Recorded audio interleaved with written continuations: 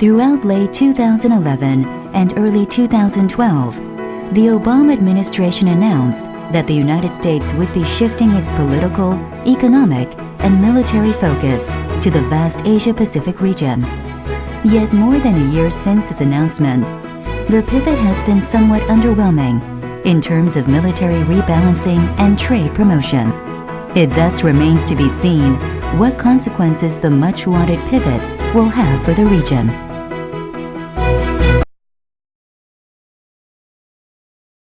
Well, that's quite a beginning to the panel. I'm Chris Nelson, of the Nelson Report in Washington, D.C. And it's a hell of a thing when you begin by saying, well, I don't agree with that. But it's a good place to start. I want to introduce our panel because we're very lucky to have people who write and commentate and think about this every day. So I'm going to begin with them, and we're going to finish up with Kurt Campbell. Because Kurt actually had something to do with the pivot. He was an actual practitioner. I don't think he wants to take credit for it. We won't let him, but he actually had to do whatever the pivot is. So we're going to let him listen to the comments and the points, and then bat clean up and straighten us all out on how we should really think about this. So in reverse order, at the end of the line, we have Professor Shen, who, of course, as you all know, is Fudan University Institute of International Studies. He's well known in China and the U.S. He's taught all over the place, and he does U.S.-China relations, for which we're grateful, and especially China's foreign policy. His recent publication that we're highlighting here is The Financial Crisis in Asia's International Relations, the Shanghai People's Publishing House, 2010, with Chung Jihong. Next to Shen is my friend Walter Lohman of the Heritage Foundation, senior researcher at Heritage, and serves as director of the Asian Studies Center. Walter is a regular outlet supervisor for my report, and I'm always grateful to have him here. He's been Senior Vice President and Executive Director of the U.S. ASEAN Business Council, where my son Anthony works, and not to promote one's children too much, but Anthony's leading a panel later today on I think, the arms race in Asia. So Walter helped prep that. He has worked on the Republican congressional staff for Senator Jesse Helms for many years on issues affecting East Asia.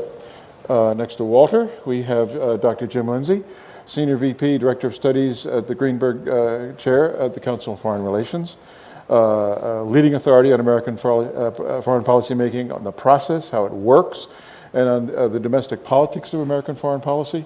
Very important aspect of the pivot. What do the American people think? What are they hearing? Do they even know what it is? From 2006 to 2009, he was the inaugural director of the Robert S. Strauss Center for International Security and Law at the University of Texas at Austin. Even though we're all from D.C., we support some Texans, not necessarily the Cowboys. We have Dr. Chung Ho, well known to you here as a professor of international relations at Seoul National University, or as John Kerry says, Seoul. We're still working on Secretary of State about this place, Seoul. Professor Chung has served as Advisory Council member of the Ministry of Unification, 2004-2006, Advisory Council member of the National Security Council, 2003-2006, Advisory Council member of the Korea Foundation, 2004 to the present, so he's been enormously busy. He's found time, however, to author China's Crisis Management, Routledge, 2011, and he is a recipient of the Seoul National University's Best Researcher Award in 2009. So here's a guy who not only does his homework, but the professor likes it. So it's always impressive. And then last, and obviously not least, Dr. Kurt Campbell, whom you all know, of course, is the recently departed Assistant Secretary of State for East Asia. You may not know that he's back in the business world now. He's an entrepreneur as chairman and CEO of the Asia Group, modestly named, the Asia Group, headquartered in Washington, D.C. And it says here in my notes that he's widely credited as being a key architect of the pivot to Asia. So we're looking forward to Kurt explaining that. And much more seriously, of course, he was awarded the Secretary of State's Distinguished Service Award this year, the nation's highest diplomatic honor, and absolutely well earned. His publications are long. The one we're highlighting today is Hard Power, The New Politics of National Security, Basic Books, 2006, with Mike O'Hanlon, Brookings. I don't think Mike is here. Mike may be the only Asia-Korea person who's not at the Asan conferences here. As I look around the room, it's like walking down the hall at Heritage or AEI or Brookings or CSS is quite amazing. So thanks to our hosts for arranging that. Well, the pivot. A year and a half ago, I was in Tokyo with our sister friends at the Sasakawa Peace Foundation, and I was giving the speech on the pivot. And it was interesting because the translators, who were enormously capable, they couldn't come up with a word for pivot. I said, well, it's a basketball. They didn't get it. And what we finally decided to call it was a refocus. So that was pretty good. That was a year and a half ago. But it was fascinating because by looking back over the speech and looking at the questions I got, again and again and again, it was way too much on the military aspect of it, way too much on the containment of China aspect of it. And I'm hoping that that's one of the things we'll look at today. Because what struck me then and has struck me since then is that we've made too much out of trying to come up with a grand unified field theory called the pivot, when it was really, I thought, an effort to refocus the psychology of thinking about where we were putting our efforts and where our future lay and where the growth potential was. And so in that sense, sure. But the idea that it was Asia, not necessarily the old world, was not a major screaming insight. Of course it's there. And our friends in the Bush administration used to get pretty upset when during the campaign, Kurt or Jeff Bader or others, surrogate speakers, would say, well, we're gonna really change all this stuff. Because they said, what do you mean? We never left Asia. But of course, the point to be made, the criticism in some sense, was that, the Bush administration, of course, is focused on Asia. How could you not be? China. How could you not be focused on Japan? How could you not be focused on Korea? How could you not be focused on North Korea? But the point that I thought that the Obama people really made during the campaign, and then under Kurt's leadership as secretary, was they also really got us back into Southeast Asia, really got us back into thinking about not just North Asia when you're talking about Asia. The president actually went to Indonesia, amazing. He went to Southeast Asia, totally amazing. That had not happened. So, that to me justifies in some ways some of this focus. So that's my 2 cents worth, or 1 cent's worth. And I think the ground rules, as I understand it from our host, is if we can possibly restrain ourselves to 5 or 6 minutes for our presentations, that's the congressional testimony rule. That leaves room for everybody to ask questions and to counter, and then we will actually learn something. And we're hoping that the audience will pitch in. Just because you're in the front row doesn't necessarily mean I'm going to call on you, but we'll have to see about that. So let's begin with our friend Shen Dingli at the end, and we'll work our way up to Kurt, and he'll explain what we all meant to say. So thanks. Well, I thank Asan's kind invitation. And I planned 15 minutes, and it's very difficult for me to do 15 minutes. And Nelson just told me 5 minutes. It's a daunting challenge. Well, need to do quick. Rebalancing. Initially called pivoting, I have no problem with pivoting. I was trained as a physicist, and we know in physics what is pivoting. And but better to be called rebalancing, as more people would understand. Rebalancing against the current status, which is not as desirable as the previous background, which might be nicer, more peaceful. 3 points. First, when rebalancing would bring us to a more balanced and peaceful, less upsetting order, welcome. So I tell my personal opinion. The USS George Washington coming to the west side of the Yellow Sea in the wake of Yongbyon shooting is a rebalancing. Probably at a time before U.S. would have coined the word rebalancing. It helped to stabilize the situation. It delivered support to ROK when ROK was hurt, and cautioned Beijing to do more on DPRK. I do not know the detailed working, but the outcome is good. DPRK did not honor its threat to repeat its bombing in December 2010. Such rebalancing is welcome because it brings more peace and stability to the region that is helpful to all of us. It benefits China. So not all rebalancing is bad because something upsetting happened. We have to deter. So when Mr. Snyder invited me to write a piece for his Asian Foundation newsletter, I wrote, China should be invited by the US to have the joint naval patrolling to show our joint commitment to maintain status quo, not to let the upsetting situation to happen, to revert to the previous, more benign situation. Point one. Point two, China keep asking, what do you mean by the term? China is uncertain and probably is not confident that I can handle whatever circumstance under whatever term. So China hopes the new U.S. adjustment of the East Asian security gesture would not be geared against China. And the U.S. is keeping telling China it's not developed against China.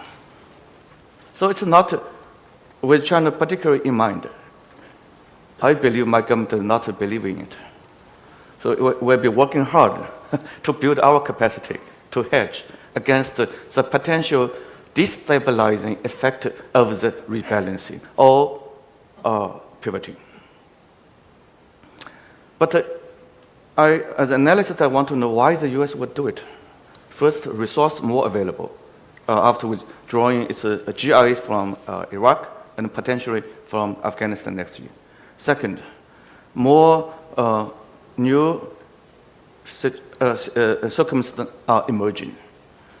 China seems to be more assertive in claiming more in South China Sea area while being still ambiguous.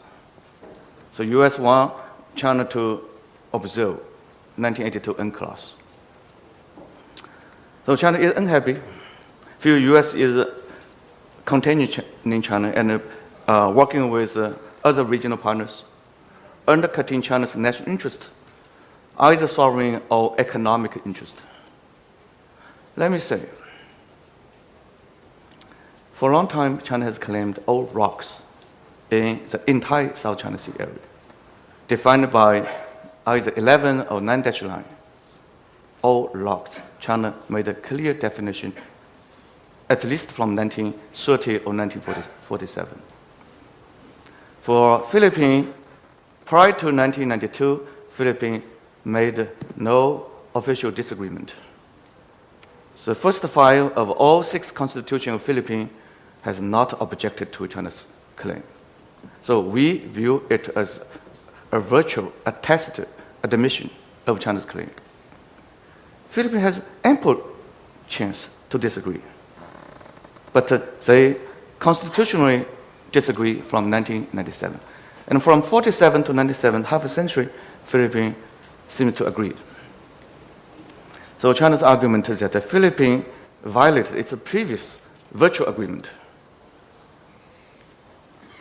and Vietnam violated its previous official, legal, open, various agreement that it separately and parcel, rather than Huangsha Islands and Changsha Island, belong to China.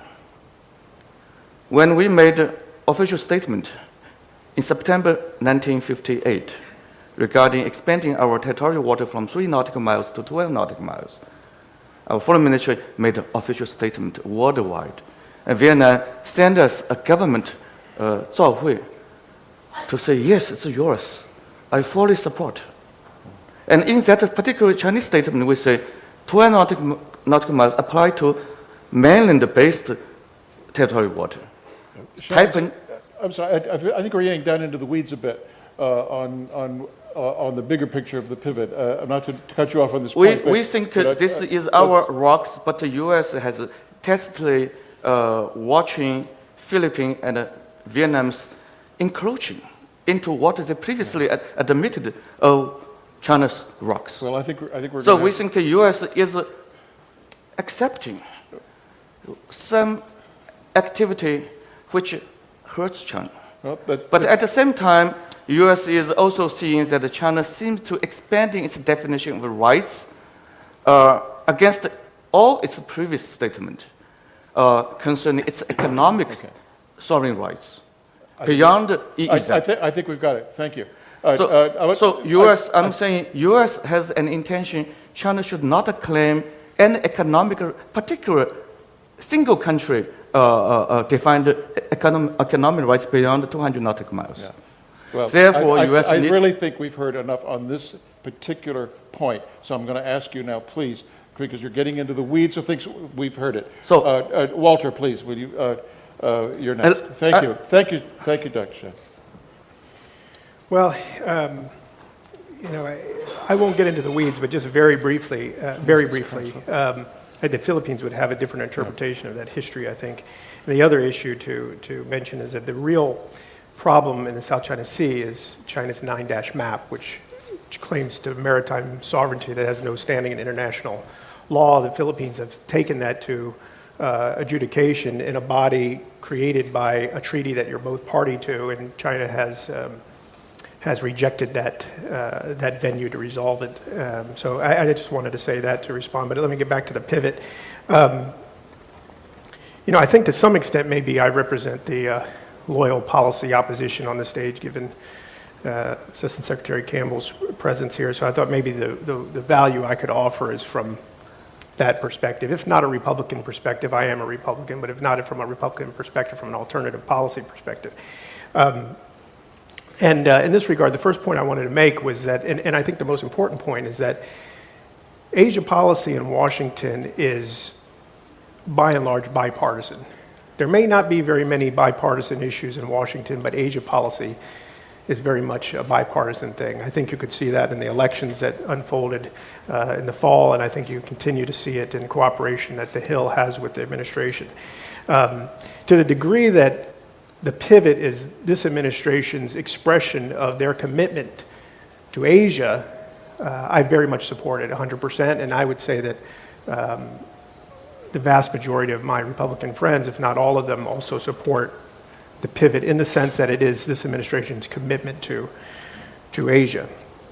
The Bush administration, as you may know, also made many protests about how much it cared about Asia. It seems to be sort of a perennial thing. It's something you always have to do, and they did that quite often. President Bush visited Asia every year of his presidency, all but one. On the diplomatic side, I think Secretary Rice fell a little bit short. She didn't get here as much as she should. And to their credit, the Obama administration picked up on that diplomatic thread. They really picked up some of the low-hanging fruit that the Bush administration had failed in the end to grasp because they were distracted by some developments in the Middle East and a couple important wars that were underway at the time. Second point has to do with resourcing. I think the pivot is under-resourced.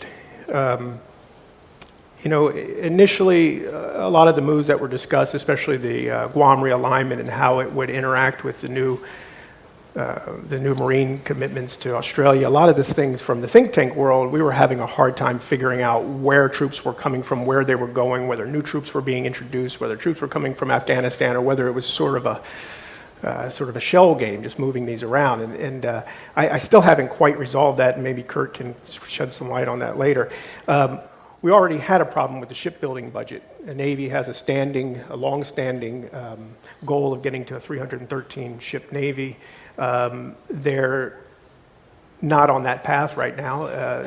Shipbuilding has been declining for the last many years, although right now they may be one or two ships ahead of where they were a couple of years ago. But in the long term, I'm not at all sure that they're going to get to where they want to be. And then on top of that, you have sequester. Now, I've seen some analysis that is pretty convincing that we could continue to fulfill our commitments in Asia, even in light of sequester. And I think, I'd like to think that may be true. I think it's certainly true that we can continue our commitment to our responsibilities on the Korean Peninsula.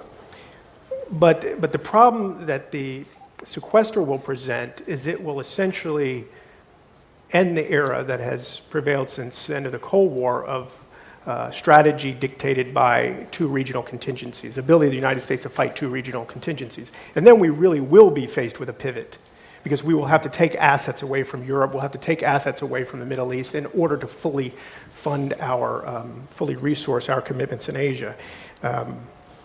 And I think that's a problem. I think it's a problem for many reasons, one of which is, would we really do that? Would we really be in a situation where we'd pull carriers out of the Persian Gulf and bring them to the Western Pacific? I think that's an open question. The fourth point, there's been some criticism of the pivot that says that it's been too focused on the military. It's kind of become a rote criticism. I don't think that's actually true. I mean, I think that the reason why it's focused so much on the military, or appears to be, is because those are things you can immediately grasp. They're much easier to move around. They're much easier to talk about. They're much easier to talk about funding. Some of the other things, like trade, have much longer lead times. So you can't move a trade agreement like you can move an aircraft carrier. It takes much longer. So you've got to build consensus in Congress. It takes negotiating. The administration very early on got on board the TPP, have expanded that, and they've gone through, I think, 16, 17 rounds now of negotiation. So I think they've been focused on trade. Those things are just going to take longer to ripen. And at the time they do ripen, we'll all forget about how long it took to get there because it will encompass so much of global trade that the differences over strategy here won't matter so much. And then on the diplomatic side, the administration, I think, as I said earlier, very much picked up where the Bush administration ought to have. Some of the initiatives they launched in Southeast Asia to engage in the regional architecture were very much welcomed and overdue. The next point I wanted to make was about China. You know, I agree actually with Professor Shen that it's not quite right to say that the policy has nothing to do with China. I mean, truth is, it's not all about China, especially on the trade side. It has a lot of other aspects to it, but it's certainly about China. It's on the trade side. You know, these are sort of neutral business issues. There's things that don't necessarily involve China. TPP, I don't think has any implication for China, except for the long run that they'll be able to join it.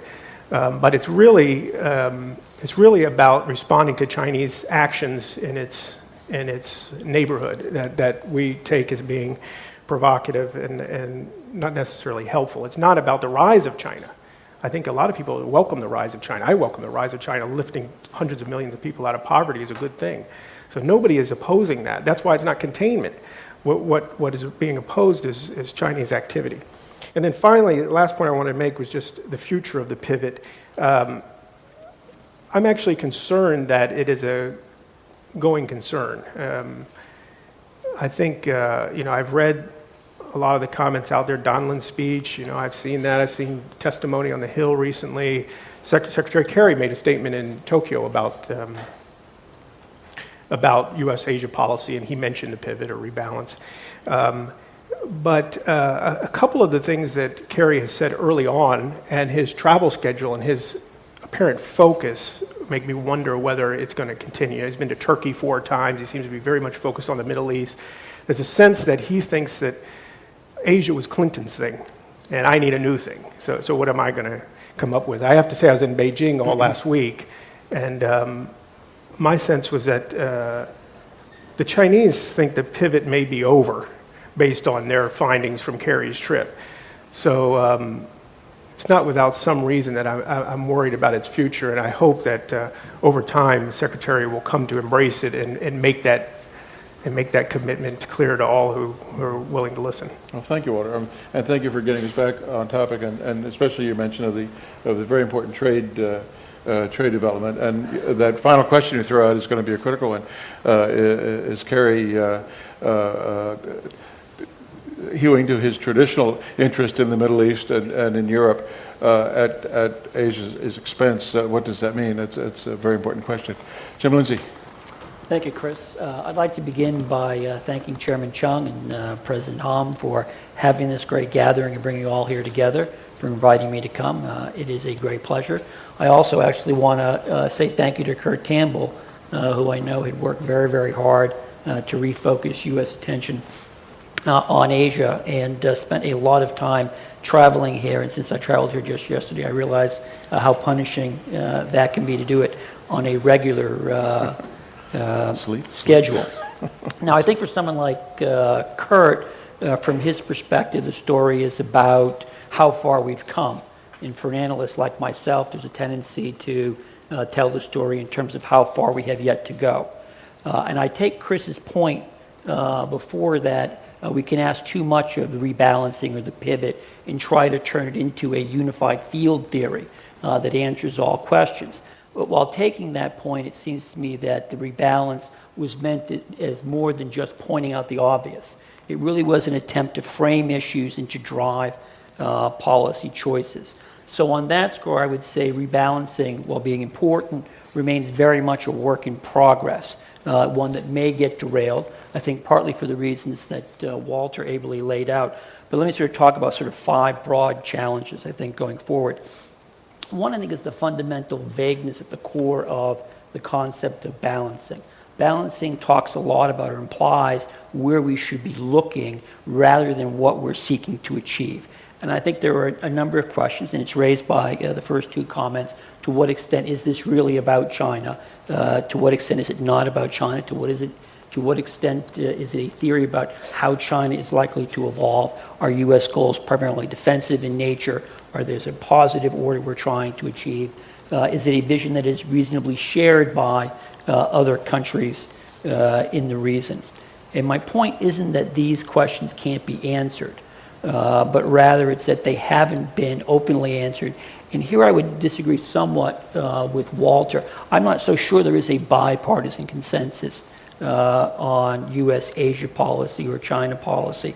And it's largely because we really haven't confronted this issue about what it is we're seeking to do about China. I think in many ways China is a much more difficult policy subject, let's say, than the Soviet Union, because it was clearly seen as an adversary. China falls into this realm of being a frenemy, and it's not at all clear what we seek to do about it.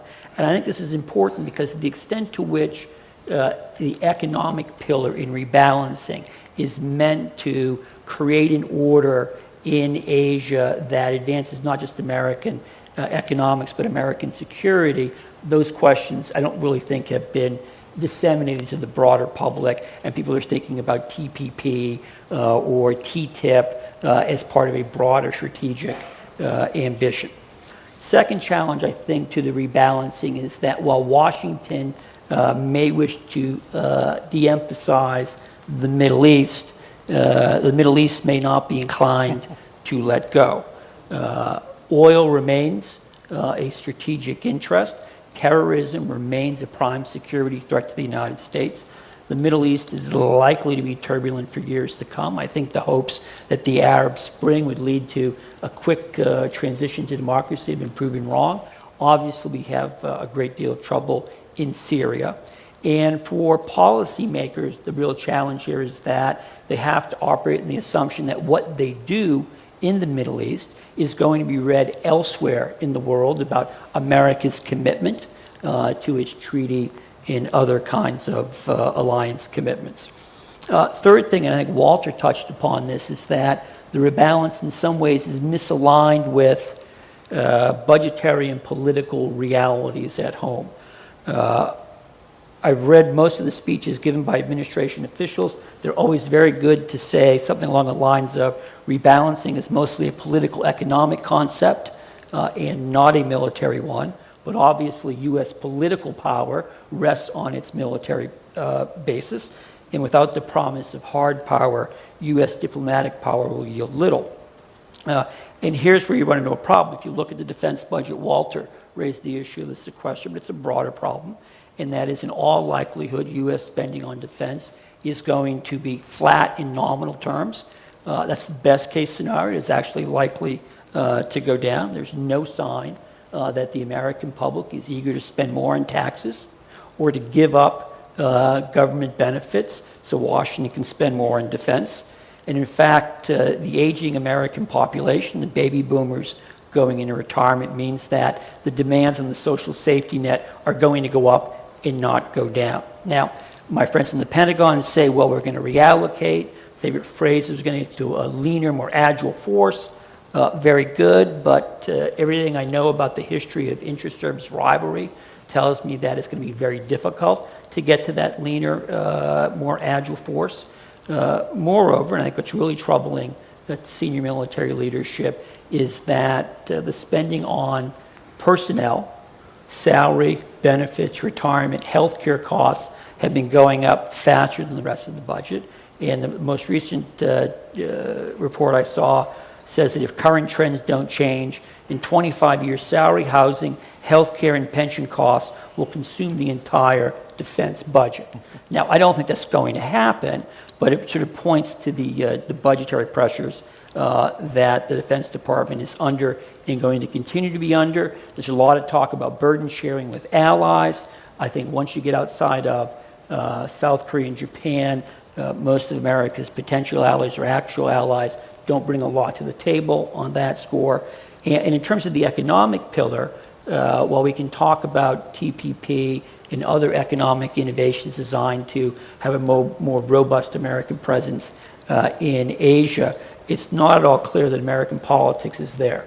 American public is ambivalent at best about the wisdom of trade, no matter how much economists tell them they take benefits. Fourth challenge is bickering allies. The English novelist Charlotte Bronte once wrote, I can take care of my enemies, God save me from my friends.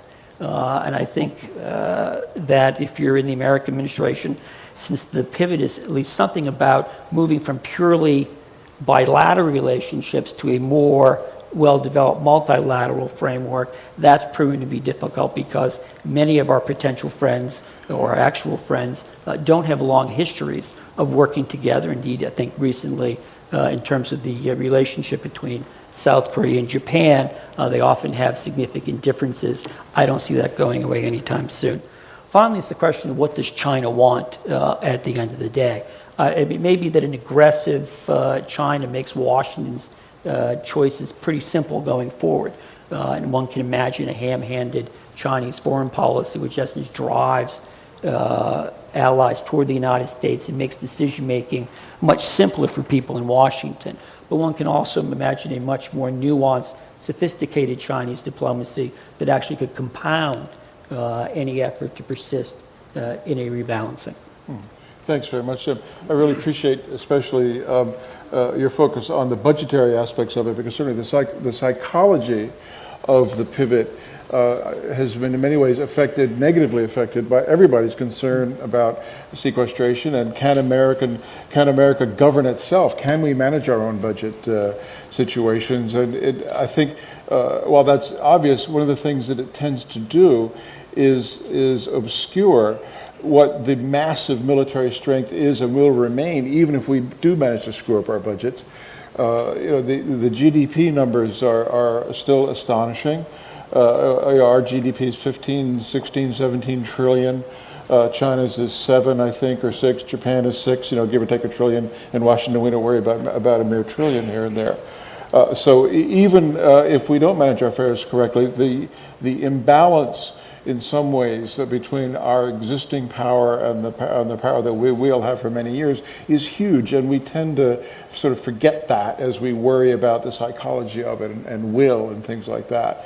One of the things that really impressed me when I first arrived on the Asia scene as a young congressional staffer in early 1977, beginning of the Carter administration, was the psychology of American withdrawal from this area that was created by Jimmy Carter's unilateral declaration that he was pulling the troops out of South Korea. You older guys remember that. Massive heartburn all over Asia. Oh my God, you're leaving, oh my God.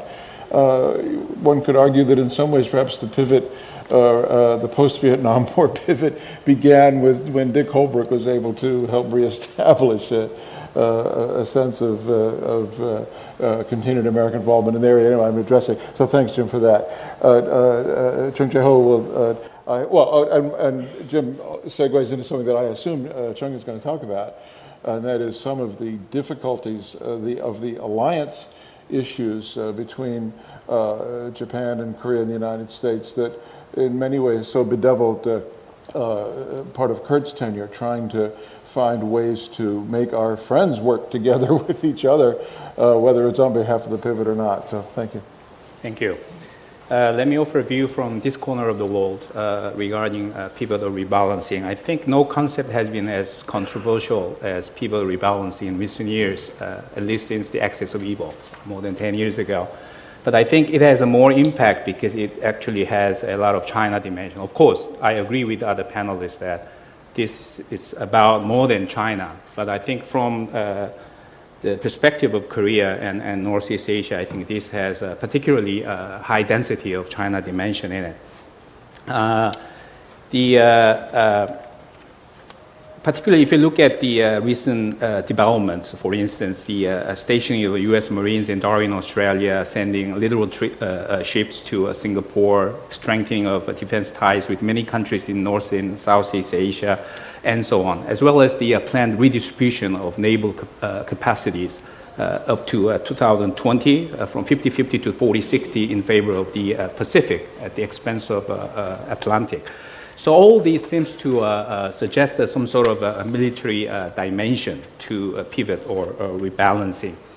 And so with this military dimension, I think this pivot or rebalancing is setting a stage for a sort of confrontation, if not really a conflict between the U.S. and China. First of all, in rhetoric and diplomatic dimension, U.S. proposing pivot or rebalancing, but China is continuing with its peaceful rise as if U.S. rebalancing is not necessary.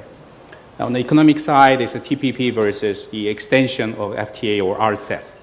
And on the military dimension, China has been proposing this A2AD, and U.S. came up with this ALC battle in order to cope with this A2AD. And of course, we still have this normative value conflict between U.S. and China without even having to speak about Beijing and Washington consensus. So I think across a wide range of areas, sort of stage is being set for a confrontation between Washington and Beijing. I'm not quite sure whether this should be wholly attributed to pivot or rebalancing, but I think at least from this corner of the world, the initiation of this pivot and rebalancing and China's responses to this, which is often dubbed as China's March West or development of New Silk Road, which is China's advancement to Central Asia, South Asia, and even Middle East. There are already articles that talk about China's pivot to Middle East. So this action and reaction by the U.S. and China respectively sort of provides an alarming picture for the countries in Northeast as well as Southeast Asia. I'd like to list 5 questions or problems that we might want to consider, or even can answer some of these. First one, how long can the U.S. deny China complete control of its immediate regions? Because I think China has made it very clear it wants to have a strong foothold in the region first. So how long the U.S. can delay or deter China from doing it? Second issue is even though it's not really all about China, but as many of us agree that it does have a very significant China component in it, is it possible that this strategy is actually making a potential threat into a real enemy down the wrong run? Third question, for East Asia, I think a pivot or rebalancing is on one hand reassuring because the future is very uncertain. But on the other hand, it also might enhance the likelihood of confrontation, if not conflict, between the US and China, which would obviously put many countries in Asia in a very difficult, tricky situation. Fourth, about Japan. There was a very interesting article in the Asia Times a couple of days ago written by Peter Lee. It's entitled, Japan Stirs Campbell Pivot Soup. I recommend everyone visit. In other words, Japan might actually take advantage of this whole thing to entrap U.S. into certain unnecessary conflicts. And I wonder whether Kurt has any view on this. Finally, I think while I highlighted some more confrontational and conflictual aspect of pivot rebalancing, but at the same time, I think something new is taking place. I think in the earlier session that Chingo mentioned about possible change in China's policy toward North Korea, although I do not yet think it is a change. I think China is mainly manifesting flexibility in dealing with North Korea. But China is already beginning to talk about this great power coordination, 大国协调. I think how this will fit into this more conflictual view proposed by pivot or rebalancing. That's it. Thank you. Thanks very much. Well, Kurt, you've heard a lot of commentary. Shen began with a very interesting comment of the positive aspects of American force deployment on behalf of peace and stability in Northeast Asia, which is a very important point to make. It isn't always appreciated in the U.S. that China does understand that, and the complexities and difficulties of managing our friends in North Korea are a mutual problem, as the morning discussion illustrated. In any event, you've heard the panel describe their pivot. You actually worked the pivot. In some ways, you've been given credit for helping found it. What's your reaction to what you heard? Had I let you talk first, would you have said some different things? Well, first of all, Chris, thank you very much. It's an honor to be on the panel today, and I want to join all my colleagues again in thanking the Asan Forum. This is a great gathering, tremendous intellectual pursuit, and it's good to see such a broad range of people here. Before I get started, I do want to pay just a quick personal tribute to a person who's not been named yet, at least on this panel, who, in my view, played a much larger role than sometimes is recognized on sort of driving the intellectual engine of the policy in Asia, and that's my colleague and friend Jen Steinberg, who really captured President Obama at the outset about thinking about the Asia-Pacific region. Let me begin, if I can, with an actual true story.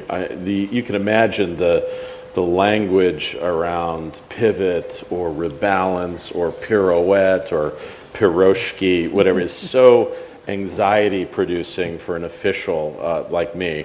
What's the right terminology to use? For a while, we used rebalancing. I actually think that's a very appropriate term. The president, turns out that he actually likes pivot, and so we were often sort of, kind of finding out what we all felt was the right sort of rhetorical approach. I was at dance class about 3 weeks ago with my 5-year-old daughter, right? She's in her little pink tutu and she's dancing, and her lovely, kind of 21-year-old, dance teacher, ballet teacher has explained to her she has to pivot as she's turning.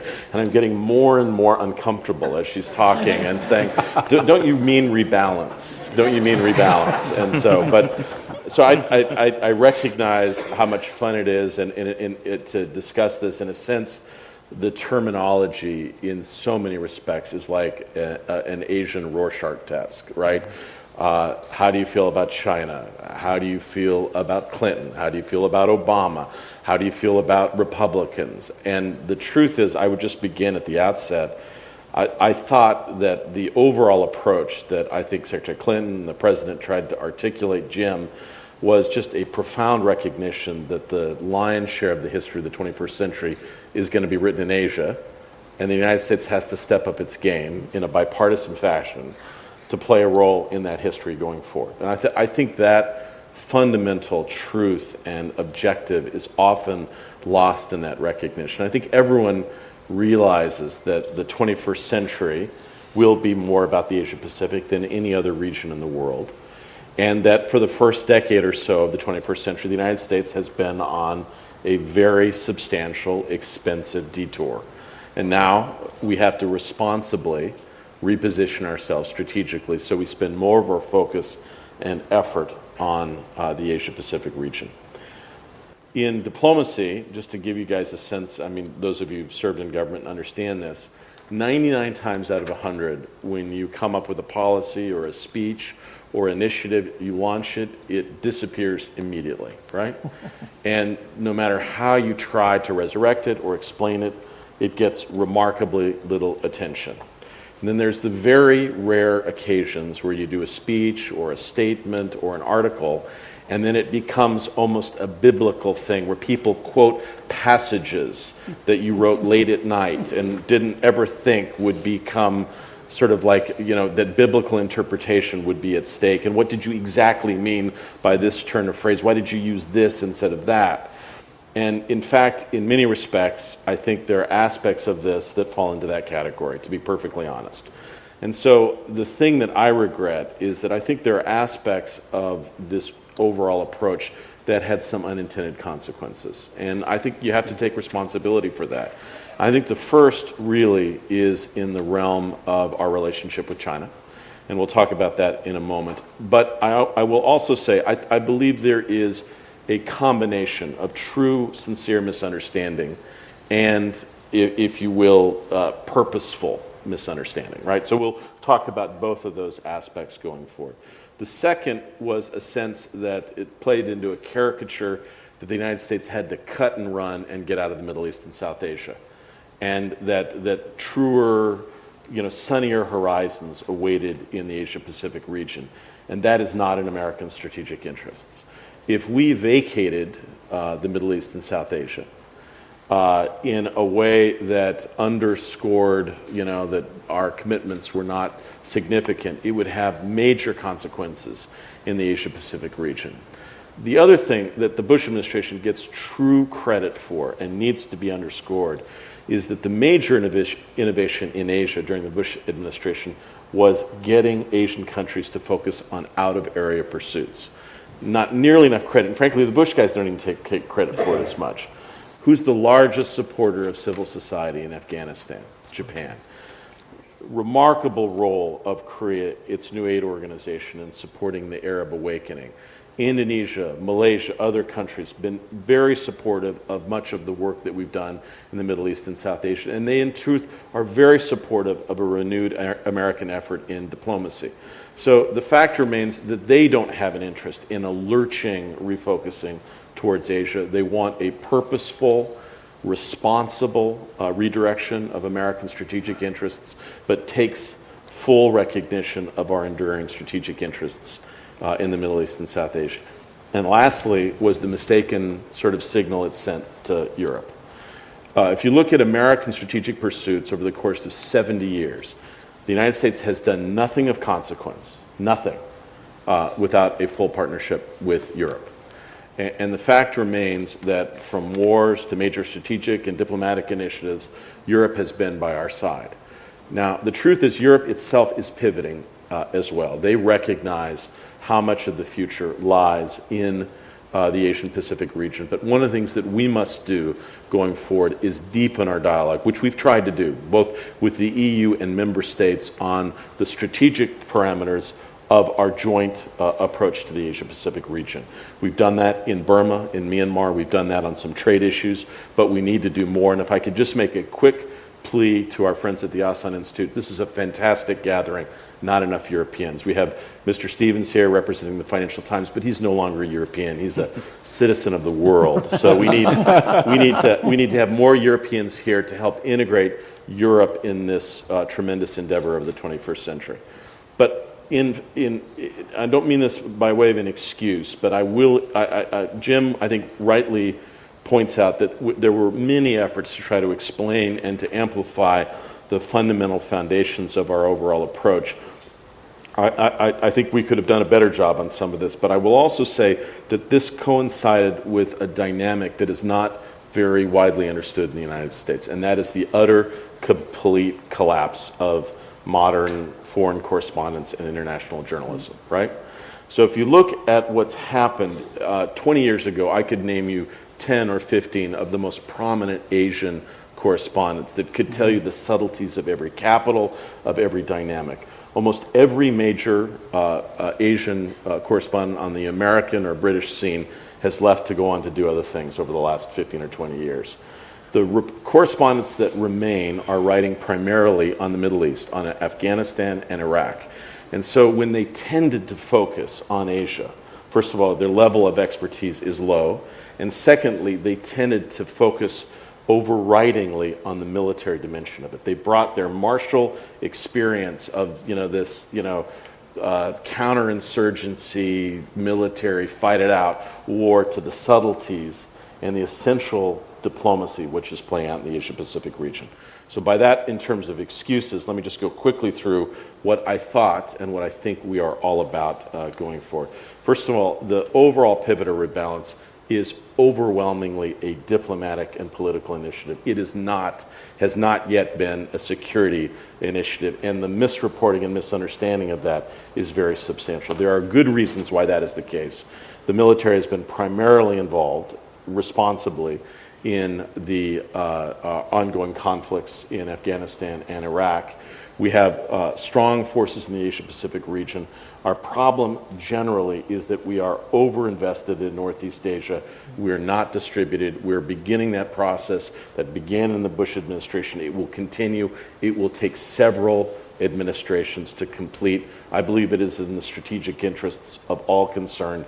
And the idea that 400 Marines, as able a fighting force as they are, had such a big, anxiety-provoking response in certain parts of Asia, I think we have to step back a moment and recognize that these are very modest initiatives, also in a realm of which American commitment to peace and stability over the course of the last 50 years is the basis on which South Korean prosperity, Chinese prosperity, peace and stability across the Taiwan Straits has led all of us to prosper going forward.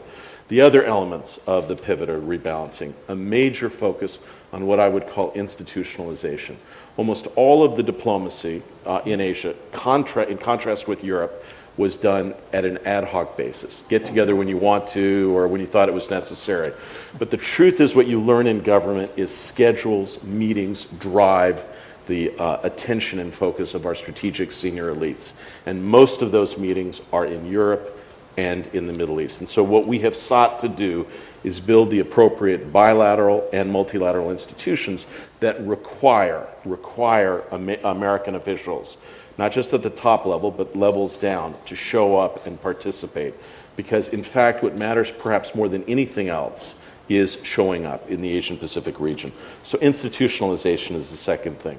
Third, a much greater focus on Southeast Asia and a recognition that Southeast Asia as a combined group of nations has an economy larger than Europe's. It does not get enough notice at strategic levels, and anything that's done multilateral in Asia is done through the venue of the ASEAN Regional Forum.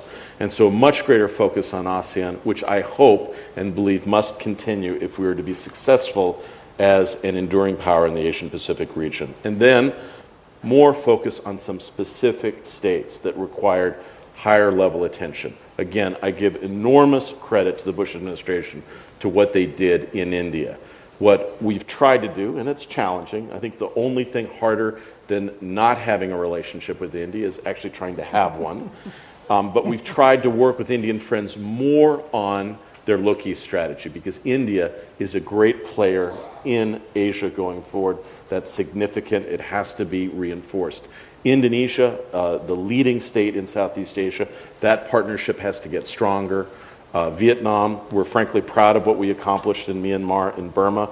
We have not mentioned that to date, but the ability to work more closely with that country in a manner that will allow them to engage responsibly on the international stage is very important. And then even countries that perhaps don't get as much attention. We did not have much of a relationship for 25 years with New Zealand for some obscure non-nuclear related issues in the Navy. We have a normal relationship now. Again, begun in the Bush administration, reinforced in Obama and Clinton. And then lastly is obviously the point that Chris made is on the trade agenda.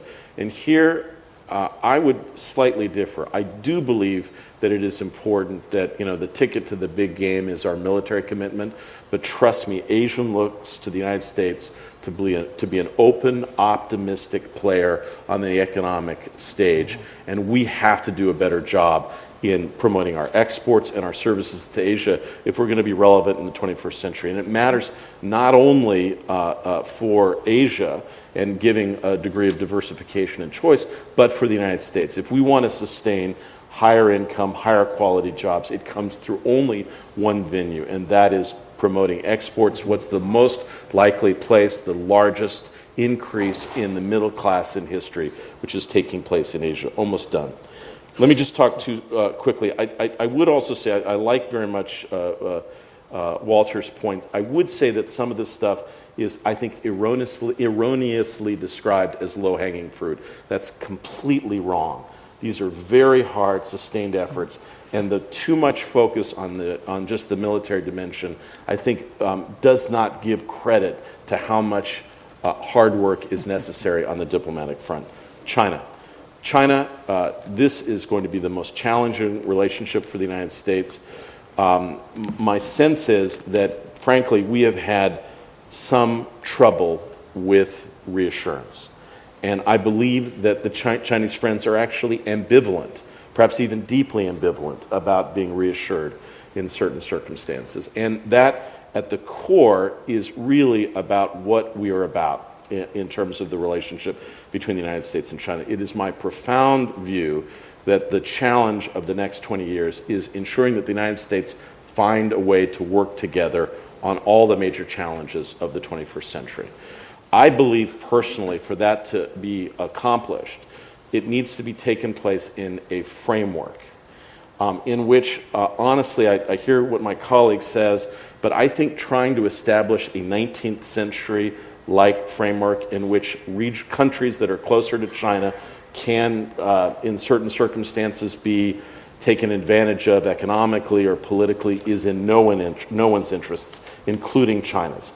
That what we seek is a 21st century understanding with norms, conditions, and values, which frankly China has taken advantage of and enjoyed for decades. I think there is a slow dawning recognition that this framework is in their interests as well.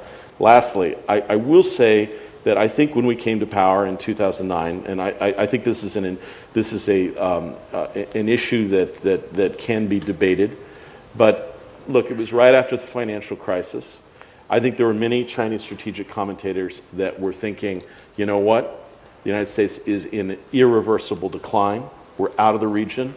And we don't have to worry about trying to strike a balance and figuring out how to work with the United States. And there's part of China's strategic thinking that is deeply comfortable with that zero-sum aspect. But the truth is, we're not going away.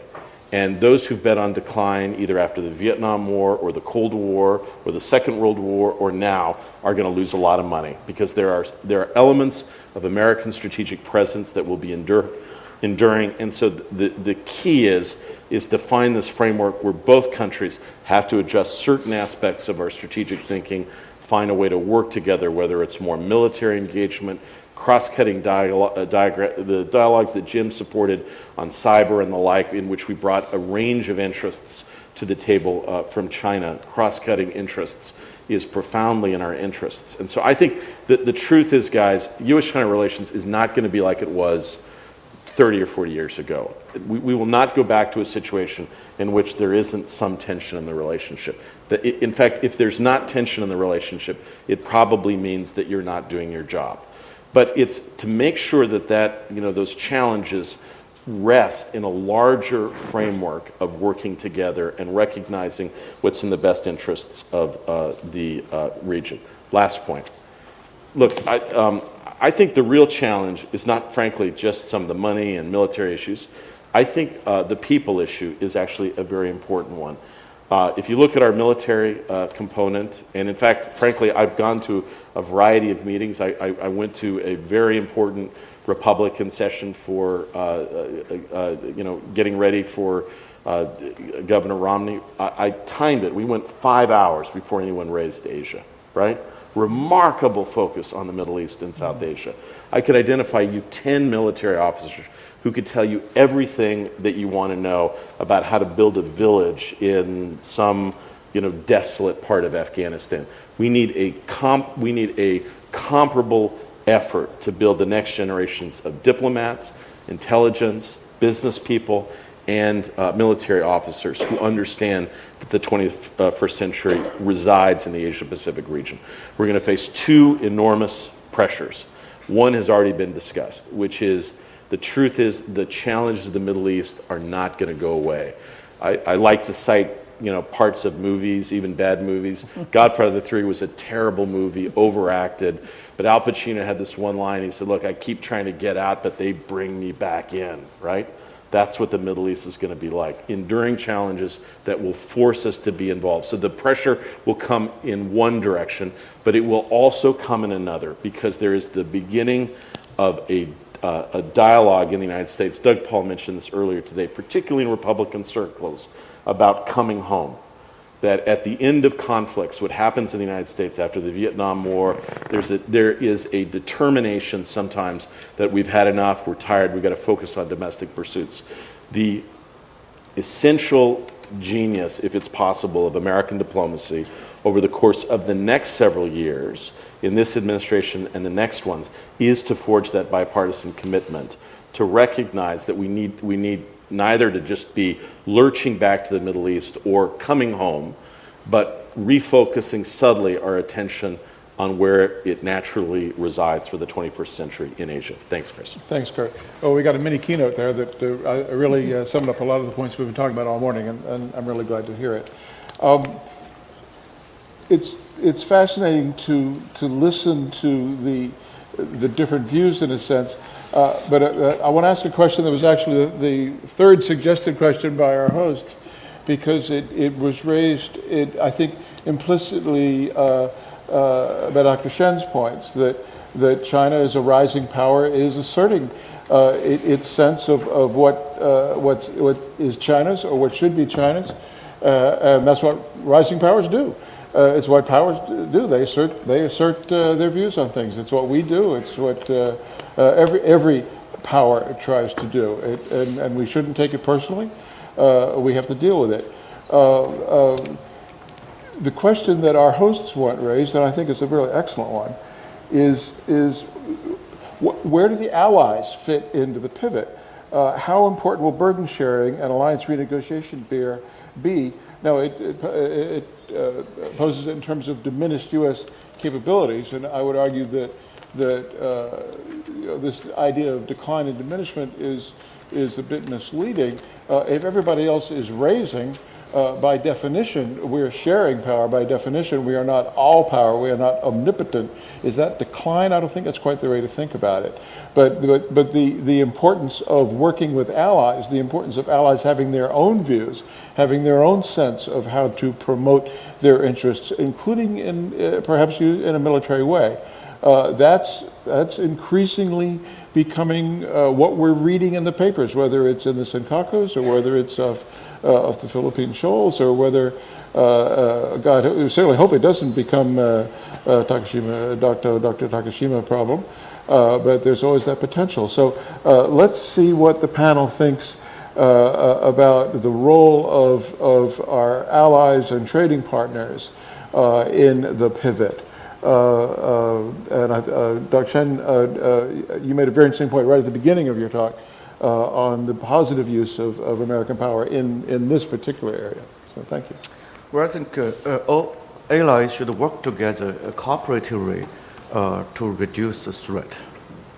Ally may face threat, and ally may generate a threat when they aspire to counter threat. That was my point at the beginning. Why many Chinese may view the U.S. aircraft carrier moving around in the region may pose a threat. I would say it's case-based. For that particular case, Yongbyon Island, that's a defense. So we should understand. But the best way is that for a non-ally of U.S. to work as an ally, that we jointly using our force to flex muscle together to deter aggressor. All right. Walter, you and I had some interesting discussions, I recall, a few months ago on the subject of what is the appropriate level of American strategic statement and potential military support in the Senkakus. Simply citing the Mutual Defense Treaty didn't necessarily make you happy in terms of reassuring Japan. What's your sense of how the alliance and the pivot is supposed to work in the event of bilateral disputes that don't directly involve the U.S., and yet we are involved because it's a friend and ally?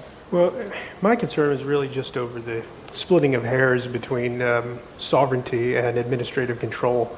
I think a lot of times the difference that the diplomats dream up in making those statements is completely lost once it hits Tokyo. I'm not saying that we ought to take position on the sovereignty, but I'm saying that every time we talk about what the Chinese are doing within Japan's territorial seas, every time something happens, we don't have to talk about us having no position on sovereignty. We could talk about the administrative control issue. Can I, with your indulgence, just make one point about something that Kurt said? I don't think Republicans have any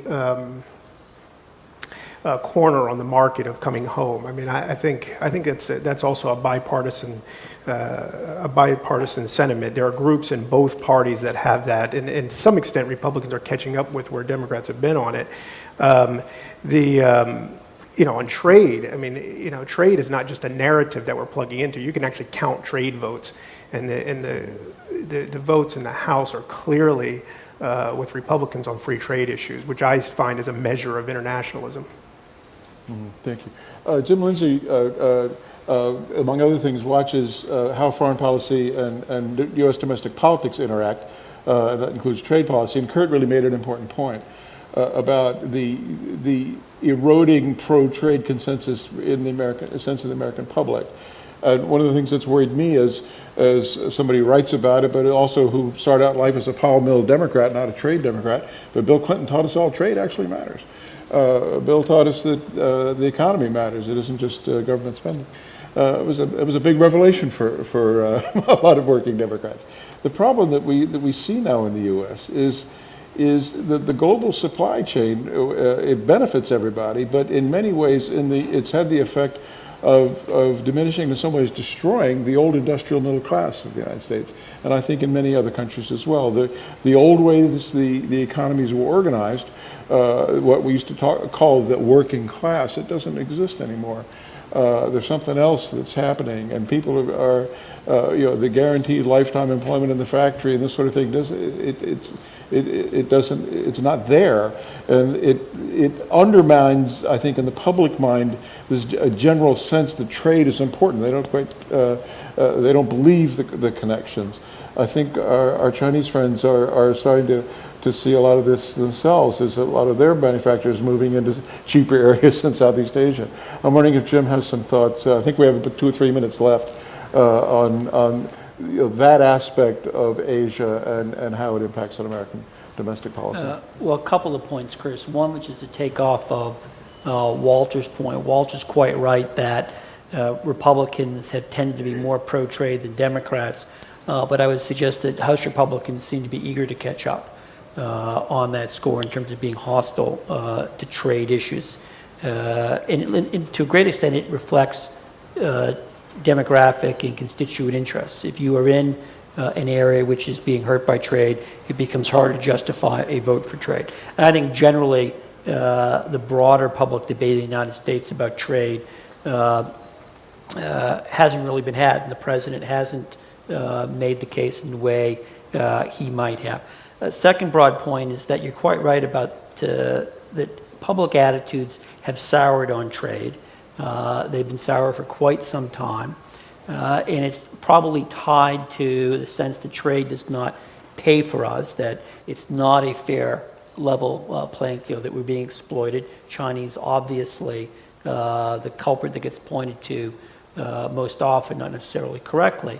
But I think much of the evidence is it isn't that trade really costs jobs. The jobs you're talking about losing is because of changes in technology and broader globalization and they were going to go regardless of whether you had a trade agreement or not. But in the public's mind, you're quite right, Chris. Trade is seen as taking jobs away. And you can get up as often as you want and talk about, for example, how NAFTA actually created more jobs than it cost. And trust me, outside of maybe some places in Texas, it's going to be very hard to persuade people that is true. I'd like to ask Dr. Chung, as a friend of the United States, an observer of our alliance management, what is your sense of what the U.S. role has been or should be given the difficulties that Korea is having with Japan at the moment, whether it's pivot related or simply alliance management related? And perhaps Kurt could have some response to that. Thanks.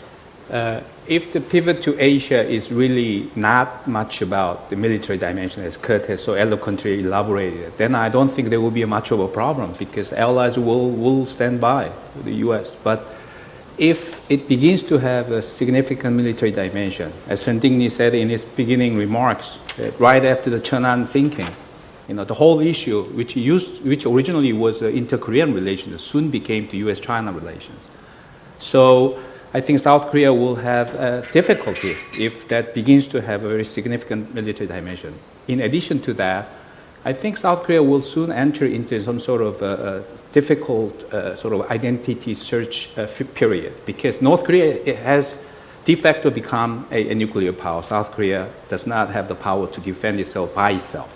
So is it possible, for Seoul to have some sort of serious consideration as to what pivot really means when it comes down to North Korea, okay, not just the China issue. And another issue, I think there was a mention about U.S. becoming an open, optimistic, capable player. I think it's very true. I think all those debates about sequester, of course, a lot of people say the impact of sequester on East Asia, U.S. posture on East Asia is not really significant. But it's not really the impact itself, but the perceptions that are created by such discussions. I think that is very important. The sign has been raised. Please end, but I've got to give 30 seconds to Kurt. A final thought on what you've heard that you'd like to leave us with. Well, first of all, just one thing to Walter's good point. The point I was trying to make on the issue associated with internationalism. The truth is, politically, we have always counted on a solid Republican support of that. There have always been divisions in the Democratic Party, but now there are many more divisions in the Republican Party, which I think means that the path ahead is likely to be more challenging. Chris, ultimately, I think the key for us, just to end on this, it is true that our commitment in Asia has always had a deep security component to it, and it will going forward. I believe we will still seek to maintain peace and stability across the Taiwan Strait, along the divided peninsula, and also to seek to reassure friends about the maintenance of peace and stability in other parts of the region. That will mean over time that there will be a larger security component. But I believe for that to be successful, it has to be part of a larger diplomatic effort that, frankly, we in the United States have to do a better job, Chris, at explaining. Thanks very much. I hope the discussion today explained at least a little bit of what we're trying to do and how it impacts you. So thanks very much for your attention.